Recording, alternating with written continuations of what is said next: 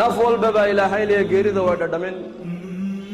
camalkaad adduunyada ka soo shaqayseen aakhira laynaga abaalmarin doonaa halkan wixii adduunyada aad ku hadlaysay waa la qoraayay waxaad samaynaysay waa la qoraayay maa yalfidu min qawlin ilaa ladayhi raqiibun catiid bini aadanka afkiisa hadal kama soo dhaco ilaa waa la qorayaa wawudica alkitaabu wajii'a biاnnabiyiina waashuhadaa maalinka qiyaamaha kitaabkaa la soo dhigi doonaa kitaabka maxaa ku qoran maalintii aad qaan gaadhay ilaa naftu ay kaa baxaysay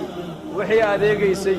wixii aad cuntay waxaad ku hadlaysay waxaad dhegaysanaysay meeshaad tagtay saad u socotay wixii oo dhan baa lagu soo qorayaa lagu hordhigi doona qiyaamaha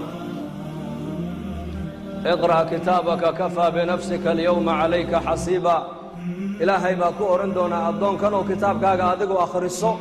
halka ula baxo adigu akhriso adigaana isku filana cid ku xisaabisaba uma baahnide adiga unbaa miisaanka isa saaraya oo isa soo caddayni doonaa ma naar baad u qalantaa mise jannaad u qalantaa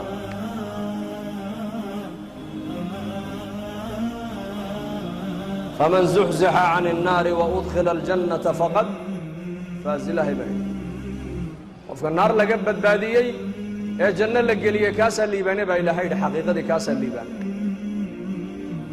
naar allah inaga badbaadso aamin dhahda jannadana allah ina geliyo